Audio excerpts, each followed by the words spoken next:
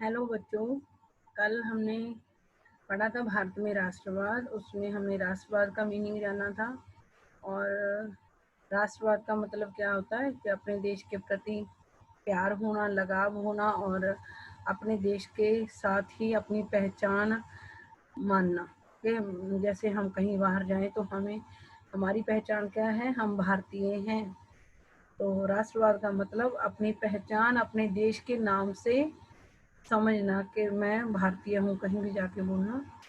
और फिर हमने पढ़ा था कि हमने इस चैप्टर में देखेंगे कि जो अंग्रेज थे इंडिया में 347 साल रह गए, इतनी तकलीफें लोगों को दी, लेकिन फिर भी भारतीय लोगों के प्रति बहुत सारे लोग थे। हमारी देश की पॉपुलेशन आपको पता बहुत ज़्यादा है, लेकिन उसमें से कुछ लोगों को ही इस चीज़ का आभास हुआ कि अंग्रेज हमारे देश को लूट रहे हैं और हमारे देश के लोगों के साथ गलत कर रहे हैं, और वो लड़ना चाहते थे उनके विरुद्ध और उनको देश से बाहर निकालना चाहते थे। उनमें से मेन जो नेता था आपको पता, गांधी जी है और नेहरू जी हैं और बहुत सारे देशभक्त हैं जिन्होंने जानें दे दी, जैसे शहीद भगत सिंह हैं। तो कई लोगों ने तो जानें भी दे दी थी अंग्रेजों को देश से बाहर निकालने के लिए, लेकिन ज़्यादा जनसंख्या वो थी जो जिनके ऊपर कोई असर ही नहीं हो रहा था। बस वो जनसंख्या गांधी जी और नेहरू जी का इसलिए साथ दे रहे थे कि उनको बस अपनी प्रॉब्लम्स दूर करवानी थी। गांधी जी और नेहरू जी से वो प्रॉमिस लेते थे कि वो गांधी जी और नेहरू जी उनकी जो प्रॉब्लम्स हैं वो दूर कर देंगे, और वो इसी वादे के साथ उनका साथ देते थे। जो भी वो आंदोलन वगैरह करते थे, सत्याग्रह वगैरह के, उनमें जिन लोगों ने उनका साथ दिया, नेहरू जी और गांधी जी का, इस बात के लिए दिया कि गांधी जी और नेहरू जी उनकी समस्याएं दूर करेंगे।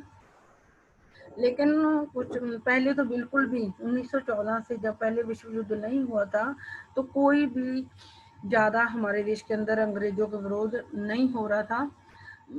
तो लेकिन 1914 में जो पहला विश्व युद्ध हुआ, उसने ज़्यादा लोगों को आक्रामक बनाया, अंग्रेजों के विरोधी बनाया।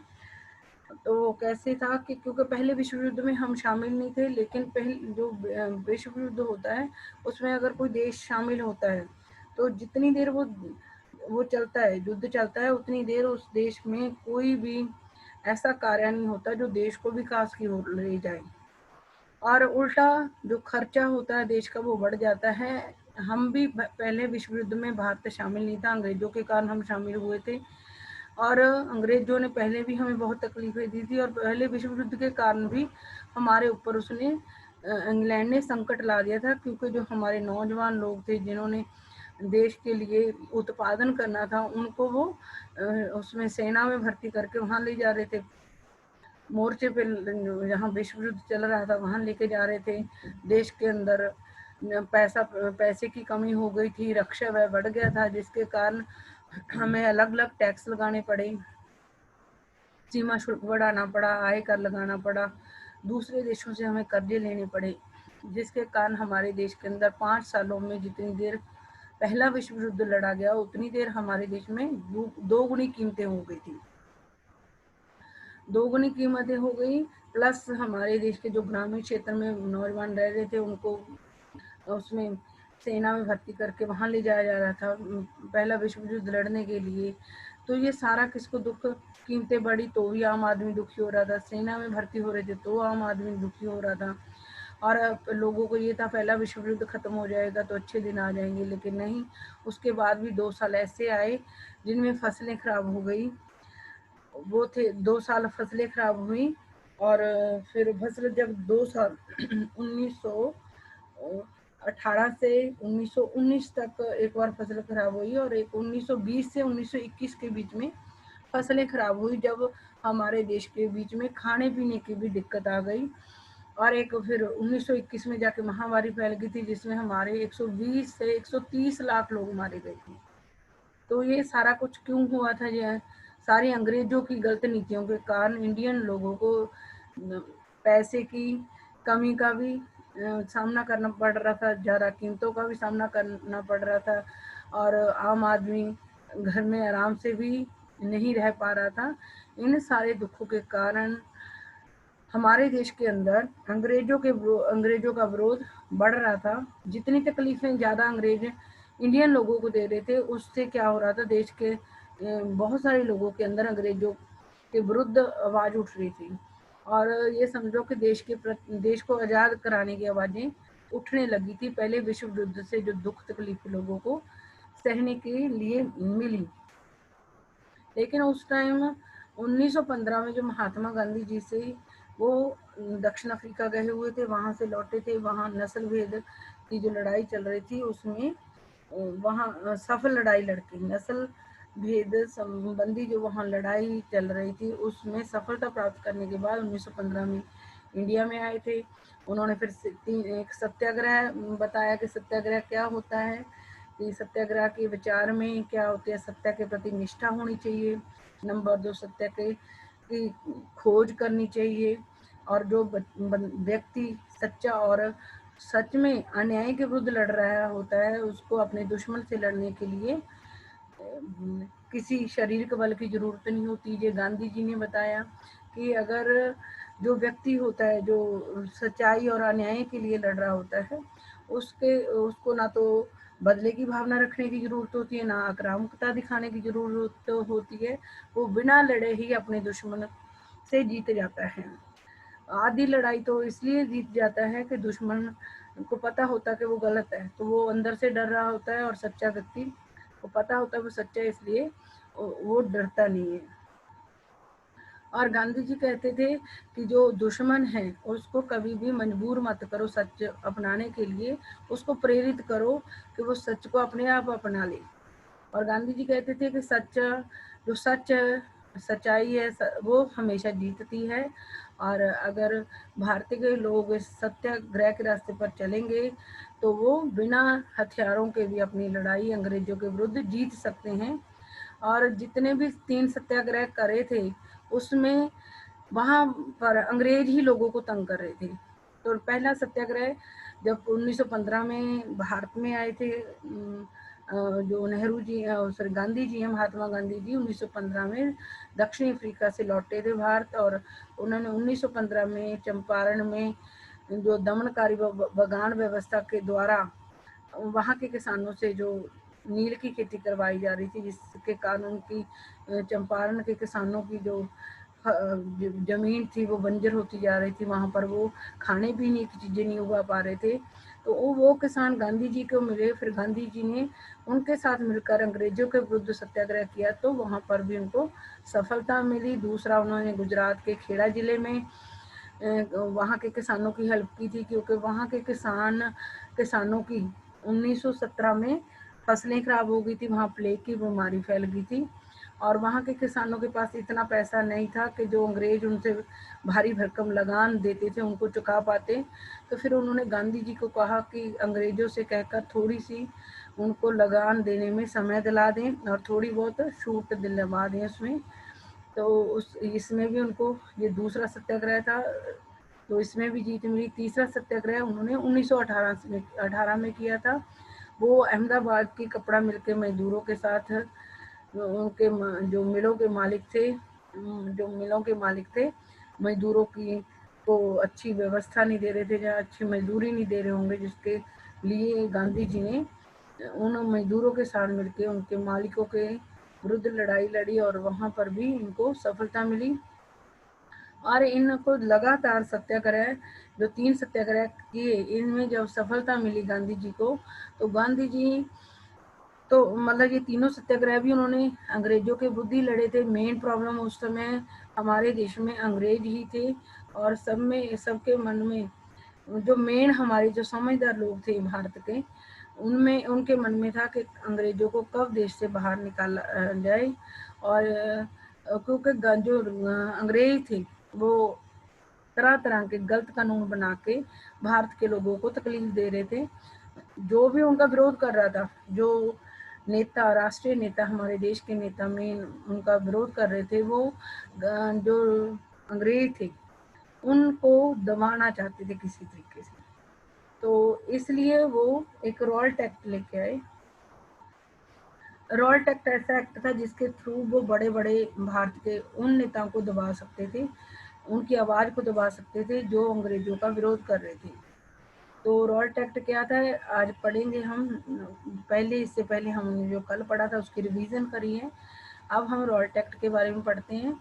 तो ये गांधी जी ने जब 3 सत्याग्रहों में सफलता मिल गई, तो एक जो रॉल्ट एक्ट गलत कानून बनाया गया था अंग्रेजों के द्वारा, उसका विरोध करने के लिए रॉल्ट एक्ट, मतलब इसके लिए भी उन्होंने लड़ाई लड़ी थी। रॉल्ट एक्ट के विरुद्ध भी ये गलत कानून था, अंग्रेजों के द्वारा बनाया गया।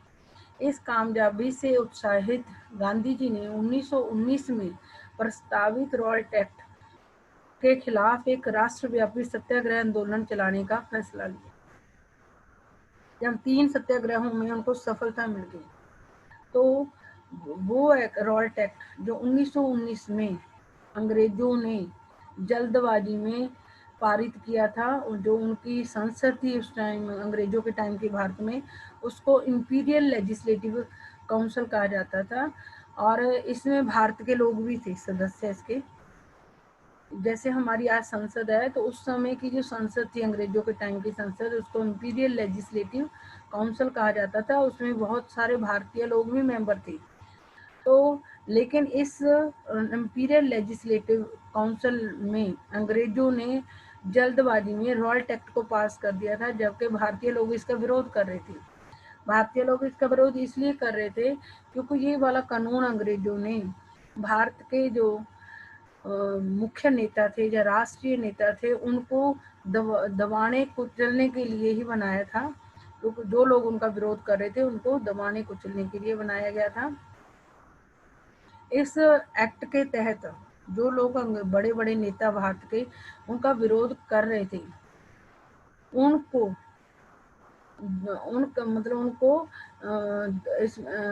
दो बिना मुकदमा चलाए 2 साल जेल का प्रावधान था।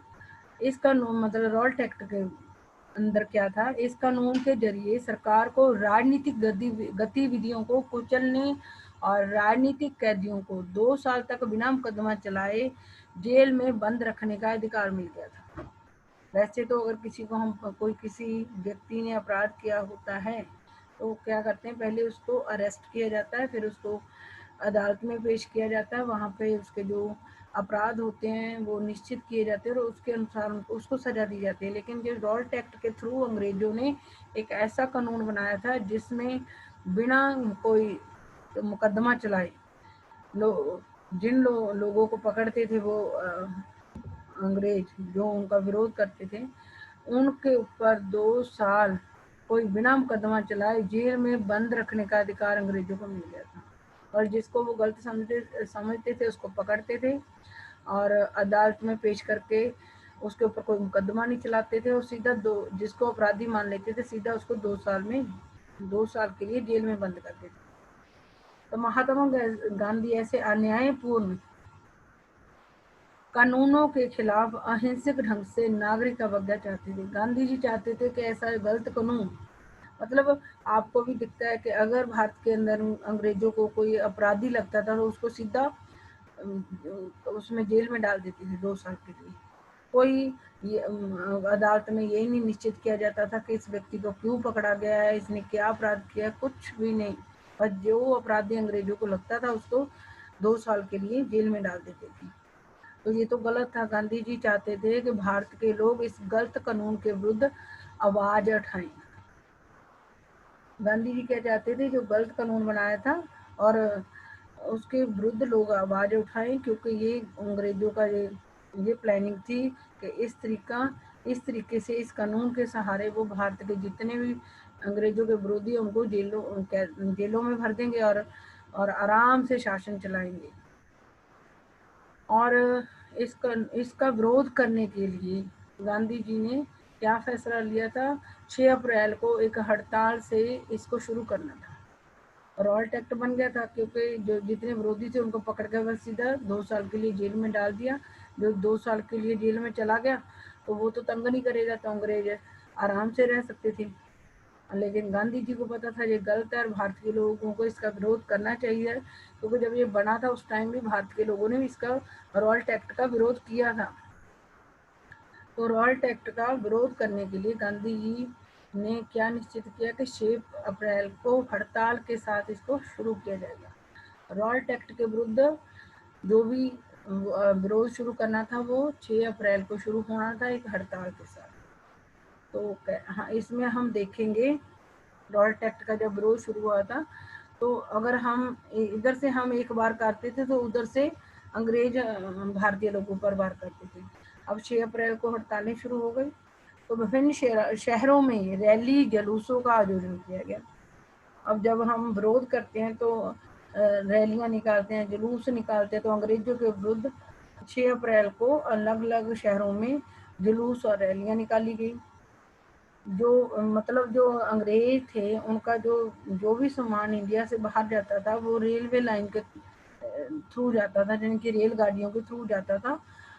और अगर रेलवे, लोगों को पता था अगर रेलवे रुक जाएगी तो अंग्रेजों का सारा काम रुक जाएगा। तो 6 अप्रैल को पहले क्या हुआ, हर शहर में रैली जुलूस निकाले गए अंग्रेजों के विरुद्ध। फिर रेलवे वर्कशॉप में कामगार हड़ताल पर चले गए।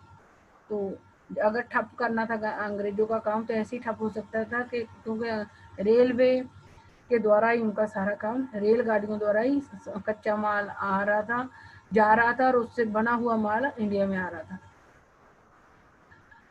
तो सबसे पहले क्या की, वर्कशॉप, रेलवे वर्कशॉप के जो कर्मचारी थे उनको हड़ताल पर भेजा गया और शहर के अंदर जितनी दुकानें थी वो बंद कर दी गई। इस व्यापक जन उभार से चिंतित तथा रेलवे व टेलीग्राफ जैसी संचार सुविधाओं के भंग हो जाने की आशंका से भारतीय अंग्रेजों ने राष्ट्रवादियों पर दमन शुरू कर दिया।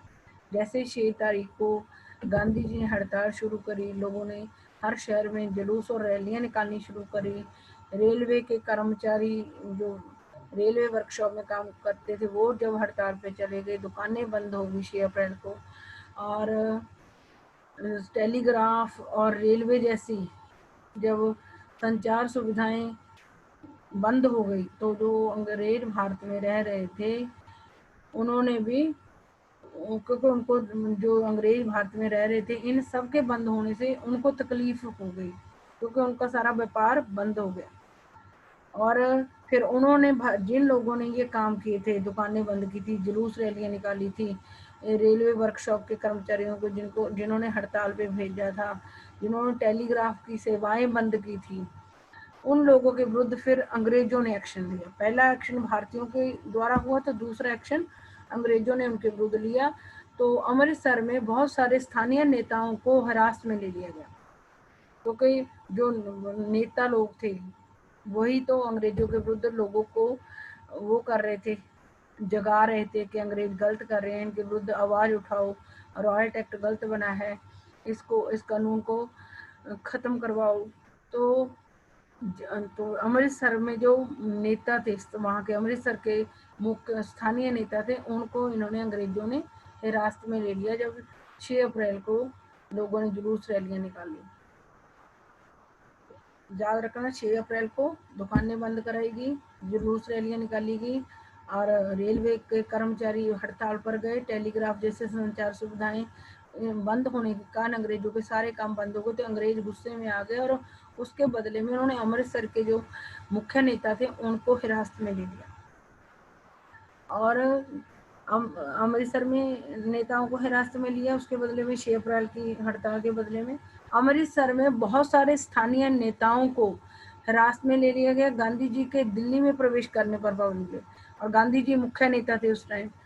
अमृतसर के लोगों को पकड़ लिया जो कर रहे थे अंग्रेजों का विरोध, प्लस फिर गांधी जी के दिल्ली जाने पर पाबंदी लगा दी क्योंकि वो दिल्ली में जाकर ही सारे काम को अंजाम देते होंगे जो अंग्रेजों के विरुद्ध होते होंगे। 10 अप्रैल को पुलिस ने अमृतसर में एक शांतिपूर्ण जुलूस पर गोली चला दी और 6 अप्रैल को शुरू हुआ है।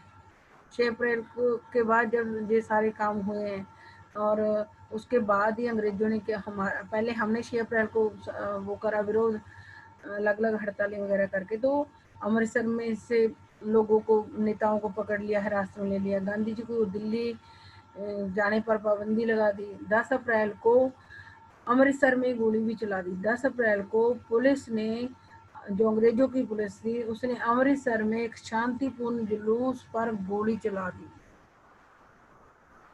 मतलब 6 अप्रैल को शुरू हुआ, 3-4 दिन ही लोगों ने मतलब कि उनका विरोध किया है, हड़तालें की हैं, दुकानें बंद की हैं, रेलवे वर्कशॉप बंद किए, टेलीग्राफ बंद किए। थोड़ी सी चीज़ें बंद करने से अंग्रेजों का सारा काम ठप हो गया और अंग्रेजों ने फिर अपनी कार्रवाई करी। गुस्से में आकर अमृतसर के नेताओं को पकड़ा, गांधी जी के दिल्ली जाने पर पाबंदी लगा दी और 10 अप्रैल को अमृतसर में शांतिपूर्ण लोग जुलूस हड़तालें चली रही थी, तो जो शांतिपूर्ण तरीके से जुलूस निकाल रहे थे अमृतसर पे, उन पे 4 दिन के बाद ही गोली चला दी। इसके बाद लोग बैंक और अब गोली चला दी है तो हमारे भारत के लोगों को गुस्सा आ गया। जब वो शांतिपूर्वक तरीके से जुलूस हड़तालें कर रहे हैं तो अंग्रेजों को भी वैसा ही करना चाहिए। मतलब अमृतसर से लोगों को भी हिरासत में ले लिया, गांधी जी के दिल्ली जाने पर भी पाबंदी लगा दी और 10 अप्रैल को शांतिपूर्वक जुलूस निकाले उन लोगों पर भी गोली चला दी। तो हमारे भारतीय लोगों को भी फिर गुस्सा आ गया और उन्होंने और जो सेवाएं चल रही थी वो भी बंद कर दी।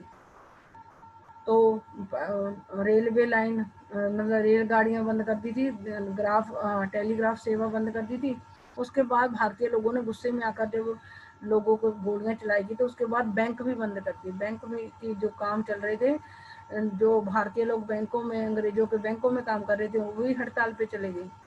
डाकखानों और रेलवे स्टेशनों पर हमले करने लगे। हमारे भारत के लोगों ने पहले तो रेलवे के कर्मचारी हड़ताल पर ही गए थे, फिर रेलवे स्टेशनों पर भी हमारे भारतीय लोगों ने हमले किए, क्योंकि जो रेलवे लाइन बिछाई गई है वो अंग्रेजों ने बिछाई थी अपने कामों के लिए।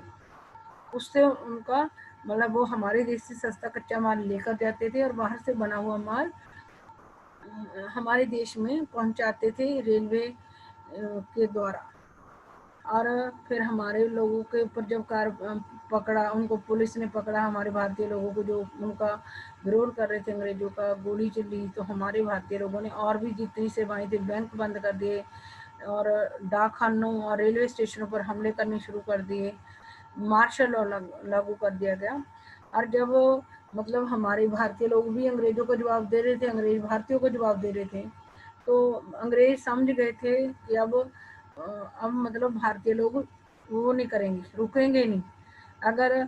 तो उन्होंने क्या कर दिया, स्थिति को बिगड़ते हुए देखकर अंग्रेजों ने मार्शल लॉ लगा दिया, क्योंकि हर शहर में जुलूस और हड़तालें निकाल रहे थे भारतीय लोग, अंग्रेजों का विरोध कर रहे थे। तो जो अंग्रेजों का उस टाइम सेनाओं का जो कमांडर इन चीफ था, जो मुखिया होता है, तो वहाँ उस टाइम की अंग्रेजी सरकार ने उसको सारी शक्तियाँ दे दी थी कि स्थिति को देखते हुए वो अपनी सोच के हिसाब से कार्रवाई कर सकते हैं। जब मतलब हालात देश में इमरजेंसी जैसे हो जाते हैं, जब सेना के मुखिया को खुद उस स्थिति से नजिठने के लिए वो मिल जाती है, पावर मिल जाती है, तो उसको मार्शल लॉ कहते हैं। जब सारी फैसले लेने की शक्ति सेनाओं के मुखिया के पास आ जाती है तो वो मार्शल लॉ होता है।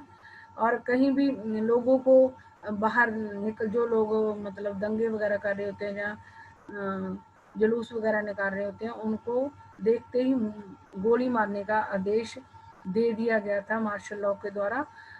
उस टाइम जो सेनाओं का मुखिया था वो जनरल डायर था, उसने कमान संभाली थी।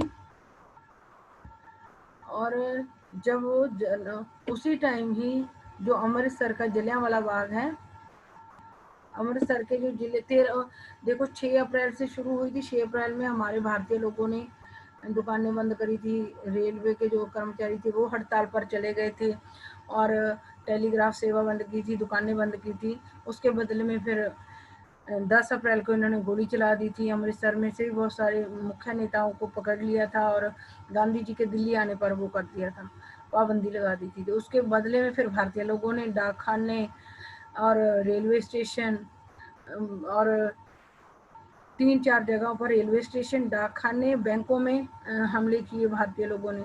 तो उसको स्थिति को बिगड़ते हुए देखकर इन्होंने अंग्रेजों ने क्या कर दिया, मार्शल लॉ लगा दिया और सारी शक्ति सेना के मुखिया को दे दी और ये ऐलान कर दिया कि अगर कोई जुलूस वगैरह निकालता देखा जाएगा तो उस पर गोली चला दी जाएगी।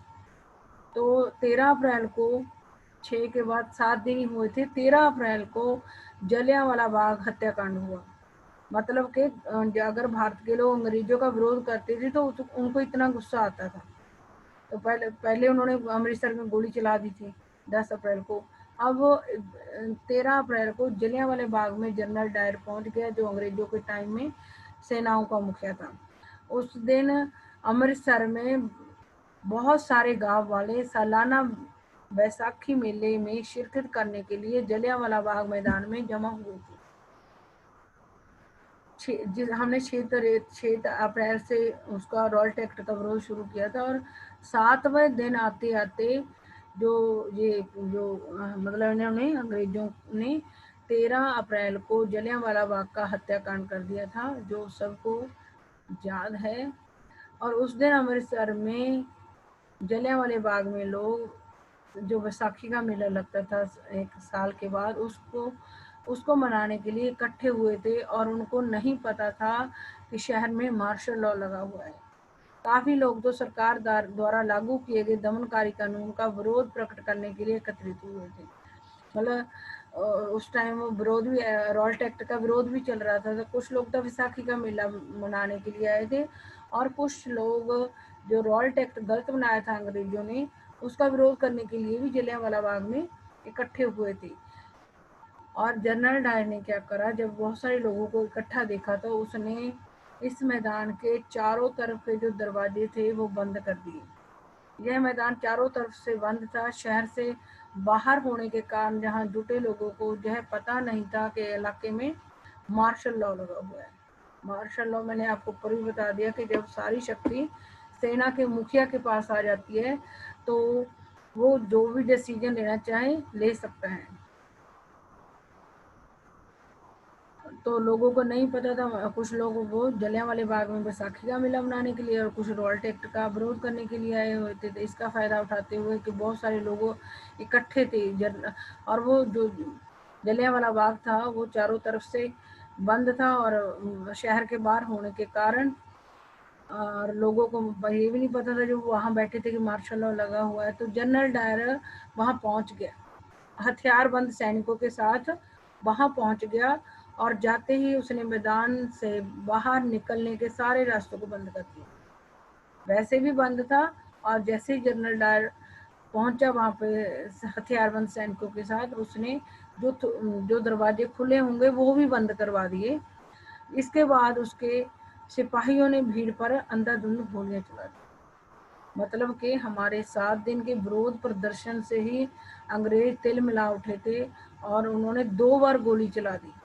जो दूसरी बार गोली चलाई गई है जलियांवाला बाग में, उसमें तो सैकड़ों लोग मारे गए थे। मतलब बिना सोचे समझे ही सारे दरवाजे बंद करके जनरल डायर ने अपने सैनिकों से गोलियां चलवा दी थी, जिसमें सैकड़ों लोग मारे गए थे। बाद में उसने बताया कि वह सत्याग्रहियों के जहन में दहशत और विस्मय का भाव पैदा करके एक नैतिक प्रभाव उत्पन्न करना चाहता था। और जनरल डायर ने बताया कि मैं, मतलब वो ऐसा, जो अंग्रेज थे उनकी सोच क्या थी कि अगर हम ऐसे ही गोलियां चलाएंगे ना, बिना बताए लोगों को मारेंगे, तो लोग हमारे से डरने लगेंगे। तो जनरल डायर यही चाहता था कि भारतीय लोगों के दिमाग में एक डर भर जाए और वो अंग्रेजों से डरने लगे। जैसे जैसे अब इतना बड़ा कांड हो गया, पहले अमृतसर में गोली चला दी 10 अप्रैल को, फिर 13 अप्रैल को जलियांवाला बाग में बहुत सारे लोगों को मार दिया। तो क्या भारतीय लोगों, पहले था जब वो आराम से काम कर रहे थे अंग्रेज, तो नहीं कोई विरोध कर रहा था उनका, लेकिन जब इतने लोग भारतीय लोगों को मार दिया तो उत्तर भारत, ये पंजाब में हुआ था, ये जलियांवाला बाग का कांड कहाँ हुआ था, पंजाब में। तो पंजाब साइड के जितने राज्य थे, उत्तरी भारत के जितने राज्य थे, वहां पर लोग इसका विरोध करने के लिए सड़कों पर उतर आए। जैसे जैसे जलियांवाला बाग की खबर फैली, उत्तर भारत के बहुत सारे शहरों में लोग सड़कों पर उतरने लगे। उत्तर भारत के इसलिए आए थे क्योंकि पंजाब उत्तर भारत में आता है, तो उस एरिए के जो भारत पंजाब के साथ लगते हुए राज्य थे, उन सारे राज्यों के लोग सड़कों पर उतरने लगे, हड़तालें होने लगी, लोग पुलिस से मोर्चा लेने लगे। पहले भी हड़तालें चल रही थी, 6 अप्रैल से चल रही थी।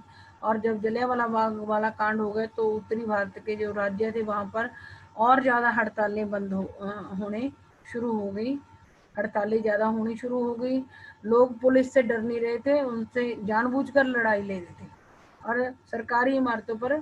और लोगों ने और ज़्यादा पहले बैंकों, रेलवे स्टेशनों और डाकखानों पर ही हमले करे थे। अब और भी ज़्यादा जो और इमारतें थी सरकारी, अंग्रेजी सरकार की, उसके ऊपर और हमले उन्होंने तेज कर दिए। सरकार ने इन इकाइयों को, कार्रवाइयों को निर्ममता से कुचलने, पहले ही वो अंग्रेज तो निर्ममता से कुचल रहे थे इन कार्रवाइयों को, और भी निर्ममता से कुचलने का मतलब जो लोग जितना विरोध ज़्यादा कर रहे थे उसको ज़्यादा और निर्ममता से कुचलने की प्लानिंग अंग्रेजी सरकार कर रही थी। मतलब कि जो जब पंजाब में हुआ तो पंजाब के आसपास के जो राज्य थे वहाँ के सारे लोग सड़कों पर उतर गए और उन्होंने हड़तालें करनी शुरू कर दी। पुलिस से लड़ाइयाँ लेनी शुरू कर दी, अंग्रेजी पुलिस से डरना बंद कर दिया लोगों ने, और अंग्रेजी पुलिस की जो इमारतें थी उन पर हमला करने लगे।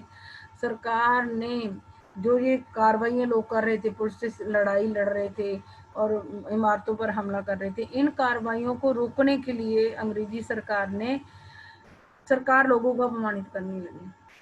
भी ये लोग बंद कर दें, भी ये चीज़ ना करें। जो भारतीय लोग उनका विरोध कर रहे थे, उनकी कार्रवाइयों को रोकने के लिए अंग्रेजी सरकार ने लोगों को अपमानित और आतंकित करना शुरू करा। भी एक तो भारतीय लोग जो उनका विरोध कर रहे थे उनका गंदी तरीके से अपमान करते थे, प्लस उनके अंदर जैसे गोलियां चला के उनको डरा रहे थे कि वो डर जाएं और कोई अंग्रेजों का विरोध ना करें। सत्याग्रहियों को जमीन पर नाक रगड़ने के लिए सड़क पर घिसट कर चलने और सारे साहिबों को सलाम मारने के लिए मजबूर किया गया। जितने लोग गांधी जी के साथ सत्याग्रह कर रहे थे उनको क्या कहा गया कि वो सड़क पर नाक रगड़े, सड़क पर घिसट कर चलें। और जितने भी बड़े बड़े अंग्रेजों के साहिब थे और उनको सारे सलाम, यानी कि गांधी जी जैसे बड़े बड़े सत्याग्रहियों को जमीन पर नाक रगड़ने के लिए, सड़क पर घिसट कर चलने के लिए और अंग्रेजों के बड़े बड़े अफसरों को सलाम मारने के लिए मजबूर किया गया। और लोगों को कोड़े मारे गए, जो लोग उनका मतलब जलियांवाला बाग के बाद वो कर रहे थे विरोध अंग्रेजों का, उनको कोड़े मारे गए। और पंजाब में एक गांव है वहाँ का गुजरांवाला, वहाँ पर तो बम भी गिरा दिए थे, बम वगैरह गिराए गए थे। मतलब लोगों को डराने के लिए गोलियां चलाई जा रही थी, लोगों को मारा पीटा जा रहा था, अपमानित किया जा रहा था। और एक पंजाब के गांव गुजरांवाला में तो बम भी गिराया गया था ताकि भारत के लोग अंग्रेजों से डर जाएं। पर बम हिंसा फैलते देख महात्मा गांधी ने आंदोलन वापस ले लिया। रॉल्ट एक्ट 6 अप्रैल को शुरू हुआ था, आपने देखा है। गांधी जी से जो लोग मिलकर इसका रॉल्ट एक्ट का विरोध कर रहे थे वो सारे शांतिपूर्वक तरीके से कर रहे थे। तो हिंसा किसने शुरू करी थी? लड़ाई झगड़ा अंग्रेजों ने शुरू करा।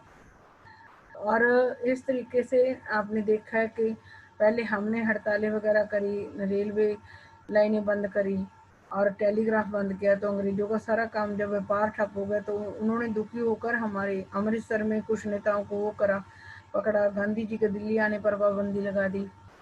तो और 10 अप्रैल को गोली चलाई उन्होंने अमृतसर में, शांतिपूर्वक तरीके से जो वो कर रहे थे, जुलूस निकाल रहे थे। 13 अप्रैल को जलियांवाला बाग के सारे दरवाजे बंद कर बहुत सारे लोगों को मार दिया, जिसका विरोध करने के लिए हमारे उत्तरी भारत के बहुत सारे लोग सड़कों पर उतरे, अंग्रेजी पुलिस से लड़ने लगे, अंग्रेजी इमारतों पर उन लोगों ने वो करा, हमले करे। तो जो अंग्रेज थे वो भी बहुत चालाक थे, वो इन लोगों को अपमानित करने लगे जो अंग्रेजों का विरोध करने, उनको मतलब जो बड़े बड़े लोग अंग्रेजों का विरोध कर रहे थे उनको नाक रगड़ने के लिए अंग्रेजों ने मजबूर कर दिया। बड़े बड़े अफसरों को कहते थे जब भी देखो सलाम मारो, घिसट कर चलने पे मजबूर कर दिया। तो गांधी, और यहाँ तक कि वहाँ के पंजाब के गांव में इन्होंने बॉम्ब भी गिराया था जब गांधी जी ने। तो क्या हो रहा था, गांधी जी तो भारतीय लोगों के भले के लिए ये विरोध शुरू किया था, लेकिन इसमें नुकसान किसको पहुंच रहा था? भारतीय लोगों को पहुंच रहा था। तो जब ये जलियांवाला बाग के बाद अंग्रेजों और भारतीय लोगों के बीच में ज़्यादा लड़ाई झगड़े होने लगे, तो गांधी जी ने क्या करा, रॉल्ट एक्ट के विरुद्ध जो आंदोलन या सत्याग्रह शुरू किया था उसको वापस ले लिया था। और भले ही रॉल्ट एक्ट एक बहुत बड़ा आंदोलन था, लेकिन अभी भी वह मुख्य रूप से शहरों और कस्बों तक ही सीमित था। रॉल्ट एक्ट के विरुद्ध जो उन्होंने सत्याग्रह शुरू करा था गांधी जी ने, ये बहुत बड़ा आंदोलन था, लेकिन ये पूरे भारत में नहीं फैल पाया था और बस शहरों और कस्बों तक, जो ग्रामीण क्षेत्र था वहां तक नहीं फैल पाया था, जो छोटे छोटे टाउन थे, सिटीज से वहां तक ही पहुंच पाया था। तो महात्मा गांधी एक कोई ऐसा सत्याग्रह करना चाहते थे या ऐसा आंदोलन करना चाहते थे जो पूरे भारत में फैल जाए। महात्मा गांधी पूरे भारत में और भी ज़्यादा जनाधार वाला आंदोलन खड़ा करना चाहते थे, लेकिन उनका मानना था कि हिंदू मुसलमानों को एक दूसरे के नज़दीक लाए बिना ऐसा कोई आंदोलन नहीं चलाया जा सकता, क्योंकि उस समय भारत में मुसलमान लोग भी रह रहे थे, हिंदू लोग भी रह रहे थे। तो जो अगर हमने अंग्रेजों का वो करना है, विरोध करना है, तो सारे भारतीय लोग विरोध करेंगे तो ही पूरे भारत में वो विरोध फैल सकता है। तो रॉल्ट एक्ट के विरुद्ध जो उन्होंने आंदोलन चलाया था, जब वो ओनली शहरों और कस्बों तक ही सीमित रह गए, तो गांधी जी ने निश्चय किया कि अगर वो पूरे भारत में आंदोलन फैलाना चाहते हैं तो उनको मुसलमानों और हिंदुओं को साथ लेकर चलना पड़ेगा। और उन्हें लगता था कि खिलाफत का मुद्दा उठाकर वे दोनों समुदायों को नजदीक ला सकते हैं। तो मतलब कि मुसलमान लोग तो ज़्यादा वो नहीं कर रहे थे इसमें, जो भी गांधी जी आंदोलन चला रहे थे उसमें हिस्सा नहीं ले रहे थे, लेकिन गांधी जी वो चीज़ ढूंढ रहे थे जिसमें वो मुसलमानों का साथ दें और मुसलमान गांधी जी का साथ दें। तो उनको एक खिलाफत का मुद्दा सामने दिखा उनको। खिलाफत क्या था वो हम देखते हैं। पहले विश्व युद्ध में ऑटोमन तुर्की की हार हो चुकी थी। पहला जो विश्व युद्ध हुआ था उसमें ऑटोमन तुर्की की हार हो चुकी थी। इस आशय की अफवाहें फैली हुई थी कि इस्लामिक विश्व में आध्यात्मिक नेता ऑटोमन सम्राट पर एक बहुत सख्त संधि थोपी जाएगी। मतलब जब पहले विश्व युद्ध में ऑटोमन तुर्की हार गया तो इस चीज़ की अफवाहें फैल गई। इस्लामिक विश्व के आध्यात्मिक नेता खलीफा थे, जो जिनको खलीफा कहते थे, ऑटोमन तुर्की का सम्राट था, उस पर एक सख्त संधि थोपी जाएगी। मतलब कि दुनिया के अंदर जब ये विश्व युद्ध चल रहा था, फर्स्ट विश्व युद्ध, उस टाइम ऑटोमन तुर्की हार गया था। जो उसका नेता था वो क्या था, खलीफा था, ऑटोमन सम्राट था ऑटोमन तुर्की का, इस्लामिक विश्व के आध्यात्मिक नेता। इस्लाम मतलब मुसलमान समुदाय को कहते हैं इस्लाम, इसको दूसरे शब्दों में मुसलमानों से जुड़े लोगों को इस्लाम भी कहा जाता है। इस्लामिक विश्व के आध्यात्मिक नेता, जो मुसलमानों का की दुनिया थी उसमें जो आध्यात्मिक नेता थे जिनको खलीफा कहा जाता था, वो ऑटोमन तुर्की के सम्राट थे। और ये अफवाह फैल गई थी कि अब ऑटोमन तुर्की हार गया है, तो उसके बाद जो ऑटोमन तुर्की का सम्राट है, जो इस्लामिक विश्व का आध्यात्मिक नेता खलीफा है, उसके ऊपर सख्त संधि थोपी जाएगी। खलीफा की तत्कालिक शक्तियों की रक्षा और जब ये हुआ कि उसके ऊपर जो ऑटोमन साम्राज्य है, तुर्की है, वो तुर्की जब पहले विश्व युद्ध में हार गया, तो ये सारी दुनिया में अफवाह फैल गई कि इस्लामिक विश्व के आध्यात्मिक नेता जो ऑटोमन तुर्की के सम्राट हैं, खलीफा हैं, जो उनके ऊपर एक सख्त संधि थोपी जाएगी। तो खलीफा की तत्कालिक शक्तियों की रक्षा के लिए मार्च 1919 में बम्बई में खिलाफ समिति का गठन किया गया था। तो जैसे हम मतलब उस वो संधि उसके ऊपर ना थोपी जाए ऑटोमन तुर्की के सम्राट के ऊपर, उसको उसकी अगर उसके ऊपर संधि थोपी जाती तो वहाँ के जो ऑटोमन तुर्की था, वहाँ के सम्राट जिसको खलीफा भी कहते थे, उसकी शक्तियाँ कम हो जाती। तो उसकी ऑटोमन तुर्की के सम्राट, जिसको खलीफा भी कहते थे, जो इस्लामिक धर्म का वो था, नेता था, तो उसकी शक्तियों की रक्षा करने के लिए 1919 में बम्बई में एक खिलाफ समिति का गठन किया गया था। और इसके मुखिया कौन थे? मोहम्मद अली और शौकत अली। बंधुओं के साथ साथ कई युवा मुस्लिम नेताओं ने इस मुद्दे पर संयुक्त जन कार्यवाही की संभावना तलाशने के लिए महात्मा गांधी के साथ चर्चा शुरू कर दी। रॉल्ट एक्ट, आपने देख लिया, रॉल्ट एक्ट के विरुद्ध लड़ाई लड़नी। उस रॉल्ट एक्ट गलत कानून था, जिसमें हमारे देश के नेताओं को बिना मुकदमा चलाए 2 साल के लिए जेल में भेजा जा रहा था। उसके विरुद्ध लोगों ने वो करा, विरोध करा, तो अंग्रेजों ने मतलब 7 दिनों के अंदर ही हमारे देश के बहुत सारे लोगों को मार दिया। अमृतसर में 10 अप्रैल को गोली चला के, 13 अप्रैल को जलियांवाला बाग में बहुत सारे लोग मारे। तो जब हमारे भारतीय लोगों ने उनका विरोध करना शुरू करा, उत्तरी भारत के लोगों ने, तो अंग्रेजों ने मतलब लोगों का अपमान शुरू कर दिया करना, उनको डराना शुरू कर दिया, उनसे नाक रगड़वाना शुरू कर दिया, उनको सड़कों पर घसीटना शुरू कर दिया। तो ये मतलब इसका जो रॉल्ट एक्ट को खत्म करने के लिए जो लड़ाई लड़ी जा रही थी, उसका सारा दुख किसको मिल रहा था? भारतीय लोगों को। तो गांधी जी ऐसा नहीं चाहते थे, तो गांधी जी ने क्या करा, इसको वहीं पर रोक दिया। और गांधी जी कुछ नए प्लानिंग के साथ ऐसा आंदोलन करना चाहते थे या सत्याग्रह करना चाहते थे जो पूरे भारत में फैल जाता। लेकिन ये जो रॉल्ट एक्ट के विरुद्ध गांधी जी ने 6 अप्रैल को आंदोलन शुरू हुआ था, वो ओनली शहरों और कस्बों तक ही फैला था।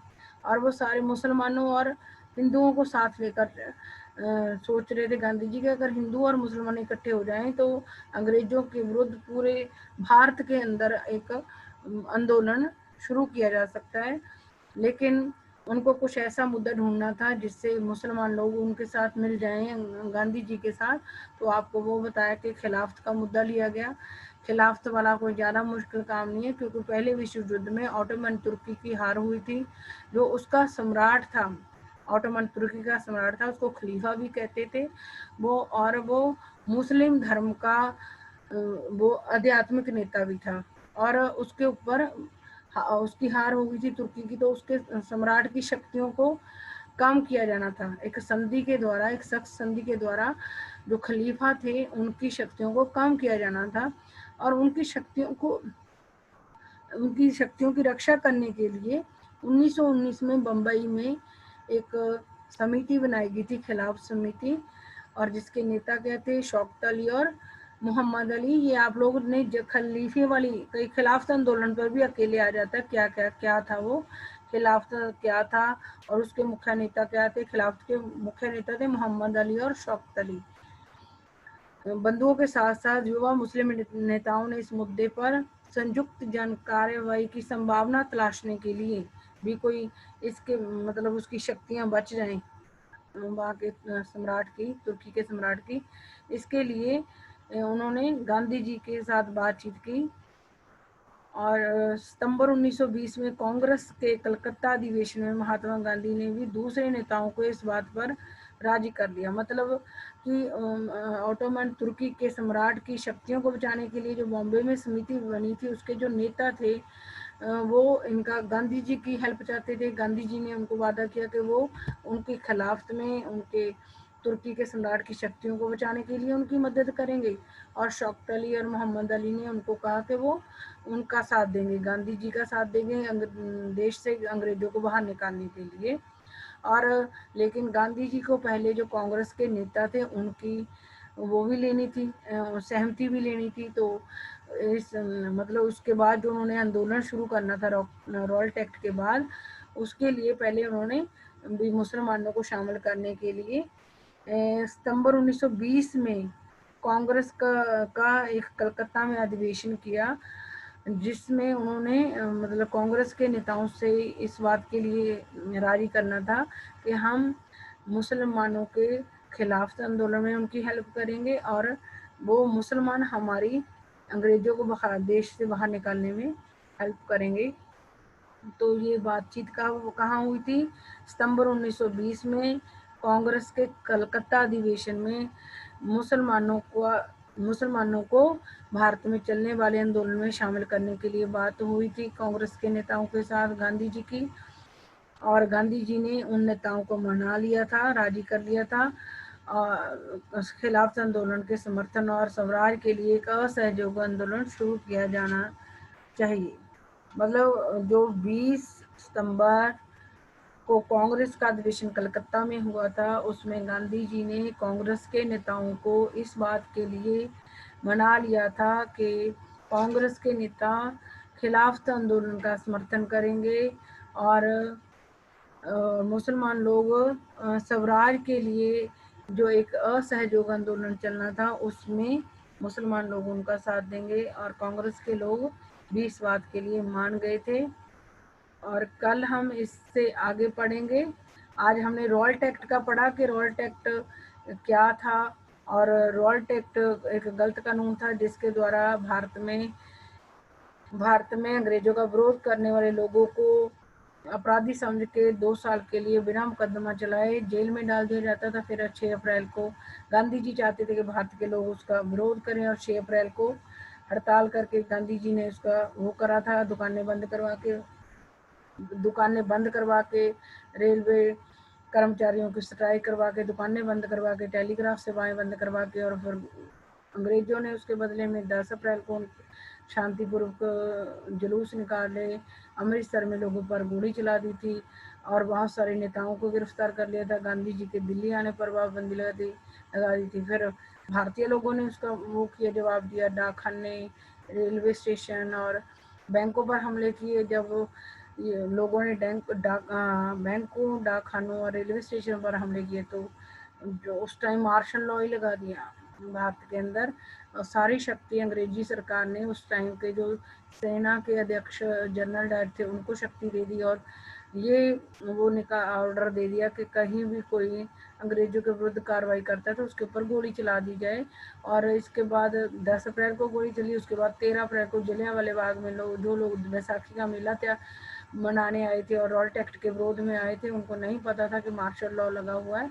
तो और वहाँ जनरल डायर अपने सैनिकों के साथ पहुंच गया, और उसने पहले ही वो शहर से बाहर था और बंद था चारों तरफ से, और जो थोड़े बहुत गेट खुले थे वो भी जनरल डायर ने बंद करवा के वहाँ अपने सैनिकों से गोलियां चलवा दी, और वहाँ बहुत सारे लोग मारे गए।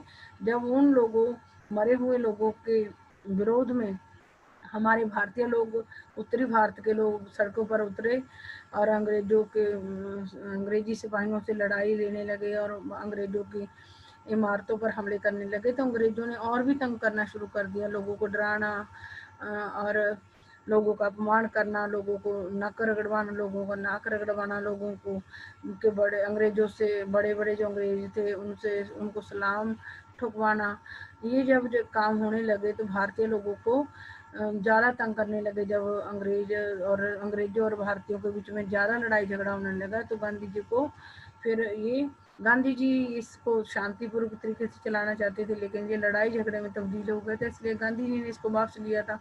और उसके बाद गांधी जी रुकना नहीं चाहते थे, लेकिन वो ऐसा आंदोलन खड़ा करने चाहते थे या सत्याग्रह खड़ा करना चाहते थे जिसमें सारे लोग शामिल हों, क्योंकि ये वाला जो रॉल्ट एक्ट के विरुद्ध वो था आंदोलन था, वो शहरों और कस्बों तक ही पहुंचा था, ग्रामीण क्षेत्र तक नहीं पहुंचा था।